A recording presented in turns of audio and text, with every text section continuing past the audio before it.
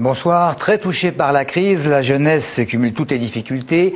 Qu'il s'agisse de l'accès à l'emploi, au logement, à la santé, à la formation, le Conseil général y consacre tous les ans 25 millions d'euros en plus des budgets des collèges. Mais preuve de son dynamisme et de son écoute à l'écart de ceux qui représentent 13% de sa population, le département vient d'ouvrir une série de 6 grands débats participatifs qui auront lieu un petit peu partout en Essonne, du 13 octobre au 18 novembre. Plusieurs étudiants ou jeunes travailleurs étaient dès cet après-midi invités à l'Assemblée départementale justement pour lancer cette consultation.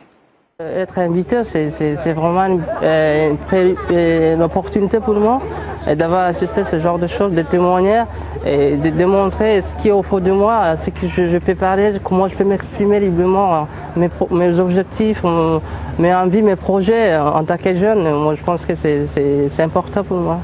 Si la politique est en souffrance dans notre pays, c'est que la politique manque de démocratie, sans parler même de démocratie participative. Il faut de la démocratie et la démocratie, ça consiste à élaborer les politiques avec les acteurs, quel que soit le champ de la vie politique. Ma responsabilité de vice-président en charge de la jeunesse, c'est de repenser les politiques publiques. Comment imaginer qu'on puisse repenser des politiques publiques sans les jeunes eux-mêmes? Et donc là, je crois que c'est une occasion qu'on donne à la jeunesse dans sa diversité, et bien de se dire on vous prend au sérieux, on a envie de vous aider, travaillons ensemble. François Lamy tenait ce matin un point de presse devant les journalistes du département autour de quelques jus de fruits et de viennoiseries. Le député maire de Palaiseau, très proche conseiller de Martine Aubry, est revenu sur des dossiers locaux pour évoquer la récente visite de Nicolas Sarkozy sur le plateau de Saclay. Il y a un vrai problème de méthode actuellement avec l'État. C'est-à-dire qu'on n'est plus dans les années 60, où l'État pouvait décider tout d'un coup de faire un grand projet et de l'imposer à tous. Maintenant, il existe la décentralisation.